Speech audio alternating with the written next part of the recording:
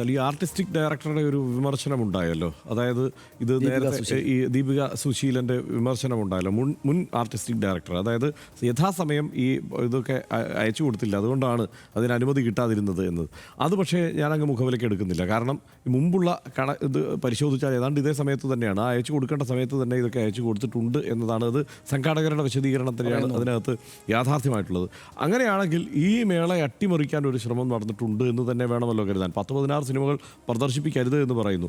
പ്രദർശിപ്പിക്കരുത് എന്ന് തീരുമാനിക്കപ്പെട്ട സിനിമകളുടെ പേരുകൾക്കും അതിൻ്റെ സബ്ജക്റ്റിനും ഒരു പ്രത്യേകതയുണ്ട് എന്നത് നമ്മൾ തിരിച്ചറിഞ്ഞതാണ്, നമ്മൾ ചർച്ച ചെയ്തതാണ്. ഇപ്പോൾ ബീഫ് എന്ന് പറയുന്ന സിനിമ കട്ട് ചെയ്യാൻ പ്രത്യേകിച്ച് ഒരു കാരണവുമില്ല, അതിൻ്റെ പേര് മാത്രമാണ്. പലസ്തീൻ എന്ന പാക്കേജിൽ വരുന്ന എല്ലാം കട്ട് ചെയ്യണമെങ്കിൽ ഒറ്റ കാരണമേ ഉള്ളൂ, അത് പലസ്തീൻ എന്നുള്ളത് മാത്രമാണ്.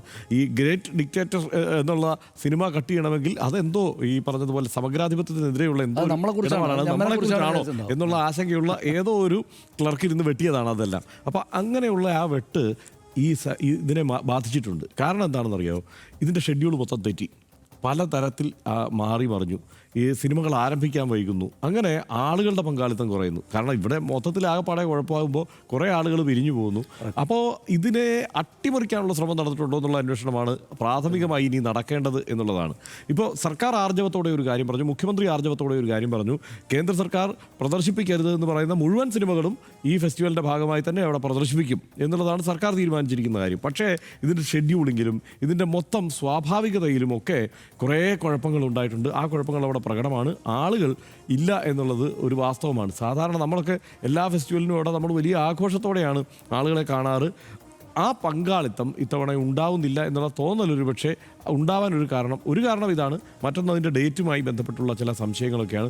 ഇതൊക്കെ ആയിരിക്കുമ്പോഴും അവിടെ ആർട്ടിസ്റ്റിക് ഡയറക്ടർ ഇല്ല എന്നുള്ളത് എന്തുകൊണ്ടാണ് എന്നുള്ളത് വിശദീകരിക്കേണ്ടതാണ് അക്കാഡമി ചെയർമാൻ അവിടെ ഇല്ല എന്നുള്ളത്. നേതൃപരമായ പങ്ക് വഹിച്ചുകൊണ്ട് ഈ സങ്കീർണമായ ഒരു സാഹചര്യം ഉണ്ടാകുമ്പോൾ അവിടെ തീരുമാനമെടുക്കേണ്ട ആളാരാണ്? ചെയർമാനാണ്. പ്രത്യേകിച്ച് ഇത്തവണ ഇങ്ങനെ ഒരു സാഹചര്യം ഉണ്ടാകുമ്പോൾ പോലും ഒരു തീരുമാനമെടുക്കാൻ ചെയർമാൻ ഇല്ല എന്നുള്ളത് സങ്കടകരമായ അവസ്ഥയാണ്. ഒറ്റ കാര്യം പറഞ്ഞാൽ നമുക്ക് അവസാനിപ്പിക്കാം. അതായത് ഒന്ന്, ഇന്ത്യയുടെ പല ഭാഗങ്ങളിലായിട്ട് ഈ സാംസ്കാരിക പരിപാടികൾക്കൊക്കെ പോകുന്ന ഒരു സുഹൃത്ത് പറഞ്ഞൊരു കാര്യമുണ്ട്. അതായത് ഇന്ത്യയുടെ പല ഭാഗങ്ങളിലും വളരെ പതിറ്റാണ്ടുകളായിട്ട് നടന്നു വരുന്ന, വളരെ നന്നായിട്ട് നടന്നു വരുന്ന പല സാംസ്കാരികോത്സവങ്ങളും ഇതിനകം തന്നെ ഇല്ലാതായി പോവുകയോ അല്ലെങ്കിൽ അതിൻ്റെ പഴയ ഗ്രേറ്റ്നെസ് നഷ്ടപ്പെടുകയോ ചെയ്തിട്ടുണ്ട്. അതായത് അത്തരം പരിപാടികൾ നടത്തേണ്ടതില്ല, അതൊക്കെ ഒരു ഇടതുപക്ഷ അല്ലെങ്കിൽ ലിബറൽ പരിപാടികളാണ്. അതുകൊണ്ട് അതിലേക്ക് പോകരുത് എന്ന മട്ടിൽ അതാതിടങ്ങളിലെ സർക്കാരുകളും കേന്ദ്ര സർക്കാരിൻ്റെ ഭാഗമായിട്ടുള്ള ഉദ്യോഗസ്ഥ വൃന്ദവും ഒക്കെ തീരുമാനം എടുത്തുകൊണ്ട് പതിറ്റാണ്ടുകളായിട്ട് നല്ല നിലക്ക് നടന്നിരുന്ന പല പരിപാടികളും ഇല്ലാതായി. അതിൻ്റെ ഒരു കുഴപ്പം എന്താണെന്ന് വെച്ചാൽ അങ്ങനെ ഇല്ലാതാവുകയോ മോശപ്പെടുകയോ ചെയ്തു കൂടിയിട്ട് എന്താ സംഭവിക്കുന്നത് വെച്ചാൽ ആർട്ടിസ്റ്റുകൾക്ക് ഇത്തരം കാര്യങ്ങളിൽ കൂടിയാലോചന നടത്താനോ വന്നു ചേരാനോ ചർച്ചകൾ നടത്താനോ ഉള്ള ഇടങ്ങളില്ലാതായി.